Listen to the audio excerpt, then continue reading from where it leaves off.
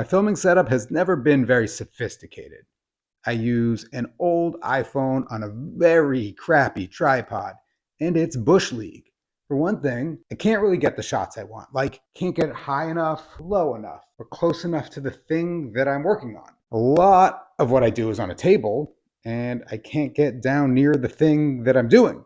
Also, I have plywood floors, and they can be a little bouncy sometimes, which is great for my knees, but when certain machines are running, like the dust collector or the drill press, vibrations can get up into the legs of the tripod and shake the shot. That looks terrible. It's going to make my life so much easier to have something that wheels around and adjusts really fast and gets where the camera needs to be without having to fuss with tripod leg adjustments, which they're the worst. So I designed this beast. The base of this thing is a bucket full of concrete, and I concocted a contraption that lifts up everything onto some casters and drops it back down onto the floor just by flicking this little pedal bar here. So I can roll it where it needs to go and then get total stability wherever I am. I will explain how that all works in a minute. Stay tuned. The arm that holds the camera is a parallelogram mechanism, and it keeps the camera level as it moves it around, which is important. It swivels and slides up and down on the mast and can stretch out 42 inches, which is way more than I'm ever going to need. One of my favorite things about this is that I have the camera undermounted because it'll let me get super close to the top of the table or to the floor, and it lets me get top-down shots without having anything in the way. The best part is that all the adjustments can be made with a single handle. Open it up and the arm moves up and down, and the whole thing can swivel and slide up and down on the mast. Tighten it down and it's all locked in place. So starting at the bottom, I have this nice bucket and I put the mast in it, which I held in place with a vise. To keep it plumb, I used a post level, making sure to recheck after I'd poured the concrete in, just in case it got jostled around during the pour. I mixed the concrete pretty thin, just for ease of pouring. Strength is total non-issue here, it's just weight.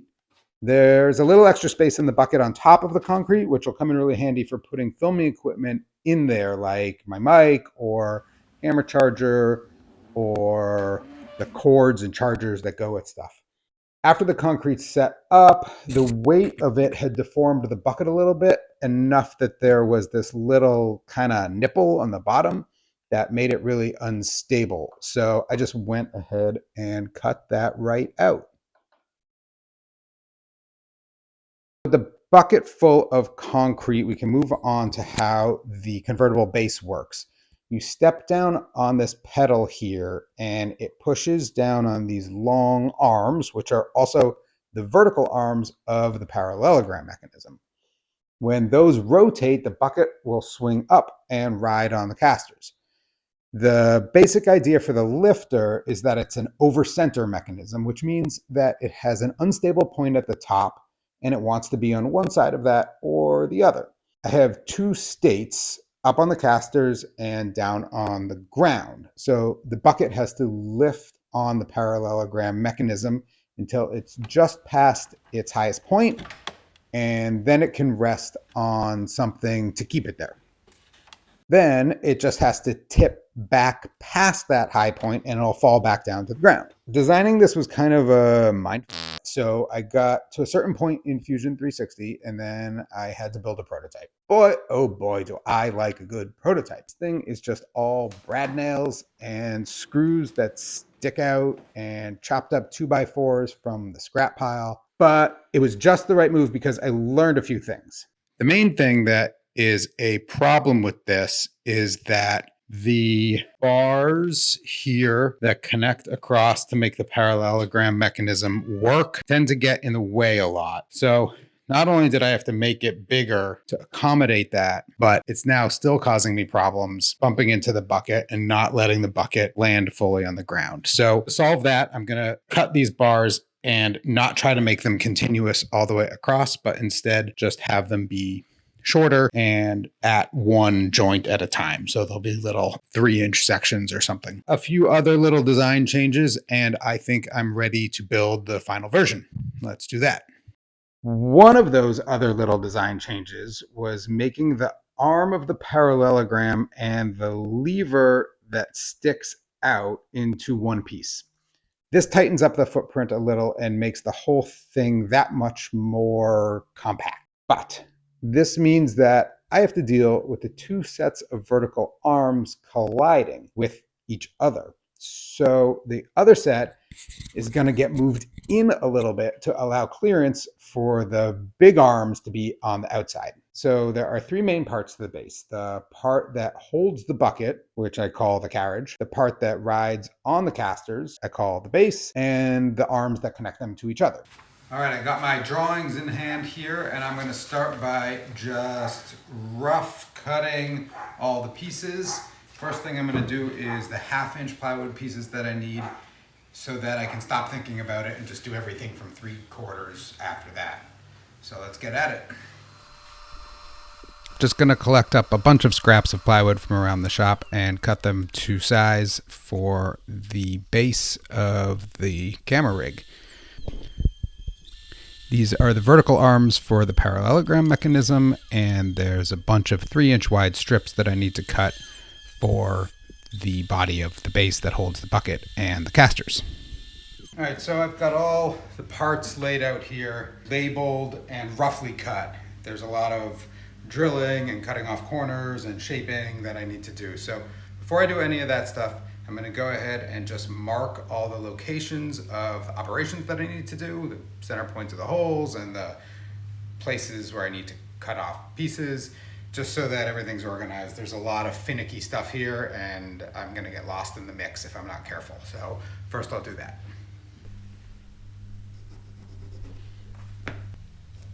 I made some drawings from the Fusion 360 model, and I'm using those to mark off the locations of the holes. There are 4 vertical arms of the parallelogram mechanism. They each have 2 ends, so that's 8 holes that I need to put in the horizontal pieces. The vertical arms are all doubled up, and there's 6 regular ones and 2 that are extra large, so that's 12 holes plus 2 more is 14, 16. And I can drill those holes in the horizontal pieces. There's a couple of little corners that need to get cut off because they're bumping into some of the arms. And then there's some clearance that I need to allow in one of the pieces for the arms to be able to pass through. Then I can go ahead and glue everything up. These are the 2 major parts of the base.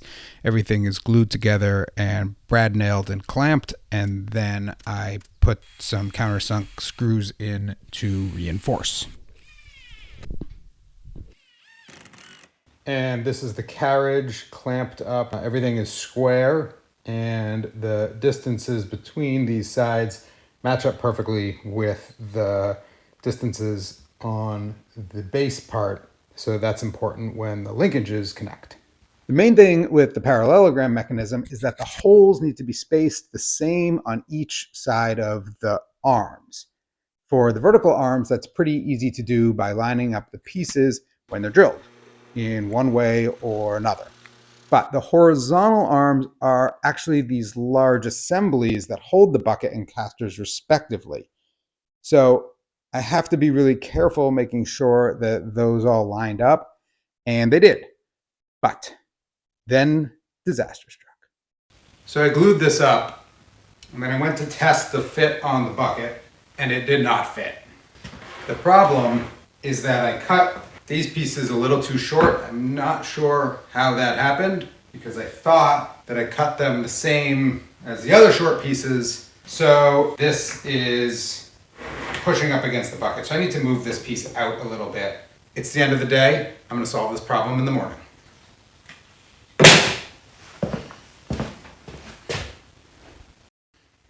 Good morning. I slept on it and took a closer look, and I realized that I cut all 4 of these small pieces to the wrong size. I'm just going to go ahead and recut these 2 sides of the carriage and 2 sides of the base, so that's just 8 pieces total. and I think it's going to take me 20 minutes. I'm going to do it off camera to make it go fast, so you don't have to watch it again. Great. Then the underside is going to get these gussets, which are just there to support the casters and provide a little extra lateral stability.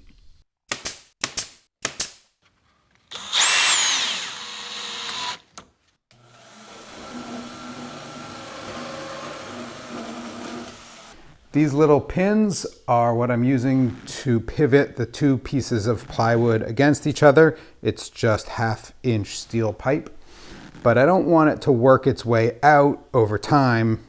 So I'm going to put a small hole on either end that I can put some kind of homemade linchpin in there just to keep it from moving around. And I'll do that on the drill press.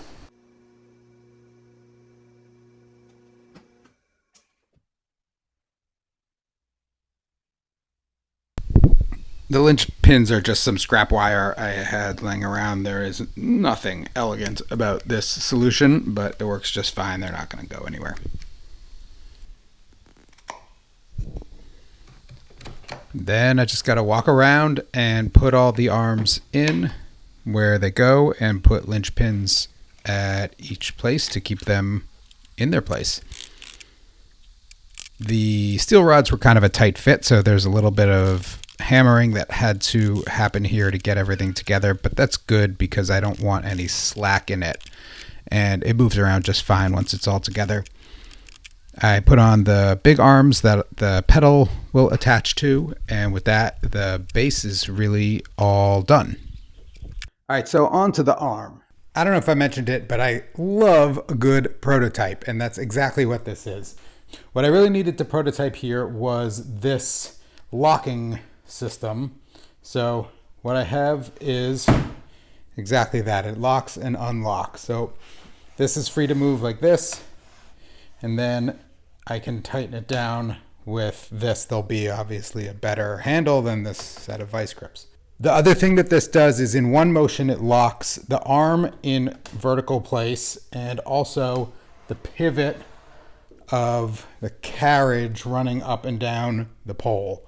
So that allows me to position the camera wherever I want and then lock with one motion, and it won't move that way or this way.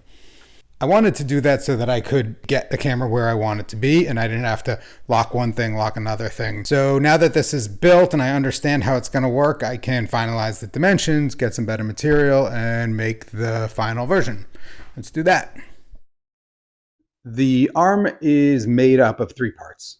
There's the shuttle, which is 2 pieces of plywood that squeeze the mast. To get a better grip on the mast, I cut a cove in each side of the shuttle, making 3 passes on the table saw, and that seems to do the trick pretty well. There are 2 holes in each piece that have 1/4-20 pivot bolts passing through them with the arms sandwiched between. One of those holes has a lock nut to let the arm move, and the other goes into this T-nut so it can be tightened down to hold the arms and the mast all in place. That tightening is done on a handle that's about 1 foot long and holds onto the bolt. The handle's made out of this piece of scrap ash that I cut down to the length it needed to be and then just shaped on the bandsaw so that it had clearance for any of the other bolts that were on the shuttle. I drilled a through hole and another hole that was slightly smaller than the head of the bolt, and then I went ahead and chopped out this hexagon.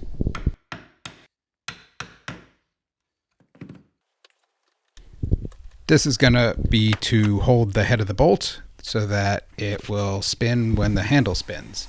Then I can just round off the corners of that and move on to making the long arms. First, I'll draw up the shapes that I designed these to be, including some rounded corners and some angled parts, just using circles from around the shop. Then I'll double them up so that the holes and cuts will be the same on both. The pivot points in the arms are nearer to one edge than the other, so they can extend further up and down without crashing into each other. I messed with the idea of putting them on different planes to avoid collision, but I have more movement here than I think I'll ever need. so I didn't bother. I also tapered the ends to avoid crashing into the mast or the camera and the mounting equipment that goes with it, and just generally keep things a little tighter and slimmer. The lower arm is cut away to give a little extra space to the ball head and the knobs. The mount, which is where the camera attaches, is a single piece of hardwood that I octagoned for ergonomics. It has a hole in either end with a threaded insert that's the right size for the ball head to mount onto. I've got the handle / camera mount with the center marked, clamped to this box to keep it vertical so I can drill into it. I've also got the stop set on the drill press so that I go exactly 3/4 in, which is the depth I need for the threaded insert. These chips fall into the trash can where they belong.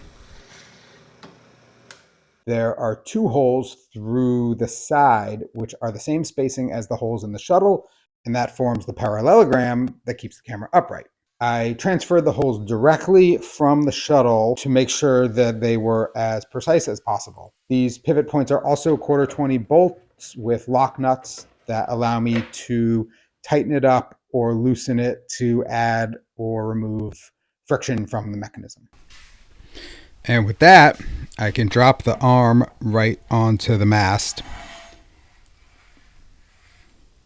and attach a spring to give it some support. And this thing's ready for action. One thing I didn't really realize is that I would be able to get some pretty smooth tracking shots out of it for this kind of thing. It's always in a circle, but that's okay. I can also get really high up. It's like a 10-foot high reach at its top. It rolls around super easy, and that lets me get in really tight for shots like this one. Notice how steady the camera is here compared to the other shots. I can also get it right on top of my table saw for close-in shots like that, and high up over my head for overhead shots at the workbench. And that is the new camera rig. Hope you enjoyed the video. Like and subscribe. You know what to do. Thanks for watching, and I'll see you next time.